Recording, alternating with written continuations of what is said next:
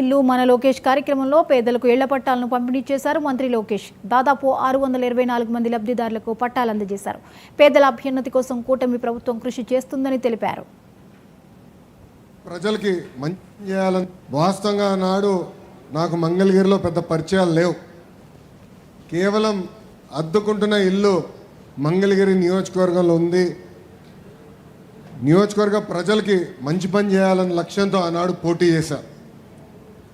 నేనేంటో మీకు అర్థం లేదు, మీ సమస్య ఏంటో నాకు అర్థం లేదు. ఎన్నికలు అయిపోయినాయి.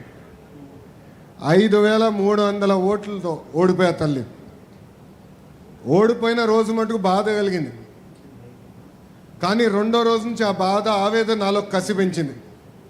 మంగళగిరి ప్రజలకి మంచి పనులు చేయాలా, ప్రతిపక్షంలో ఉన్న పర్వాలేదు, వాళ్ళ మనసు గెలుచుకోవాలని లక్ష్యంతో ఆనాడు నుంచి నా పని ప్రారంభించాను. తల్లి ఒక్కసారి ఆలోచించండి. ప్రతిపక్షంలో ఉన్నప్పుడు మీ ఆరోగ్యం కోసం ఎన్టీఆర్ సంజీవిని పెట్టా, తాడేపల్లిలో క్లినిక్, మంగళగిరిలో క్లినిక్, మన దుగ్గిరాల్లో ఏకంగా ఒక మొబైల్ క్లినిక్ పెట్టా. ఈ రోజుటి కూడా ఉచితంగా మేము మందులు ఇస్తున్నాం ఆ క్లినిక్లో. రెండోది, ఊర్లో పెళ్లి జరిగితే గౌరవంగా బట్టలు పెడుతున్నాం. ఆనాడు కార్పొరేషన్ స్పందించబోతే ఎవరికైనా నీటి సమస్య ఉందంటే ఉచితంగా ట్యాంకర్లు పెట్టి నీరు మీకోసం అందించాను. పిల్లలు క్రికెట్ ఆడాలంటే వాళ్ళ కోసం మంగళగిరి ప్రీమియర్ లీగ్ కూడా 3 సార్లు ఏర్పాటు చేస్తాం జరిగింది.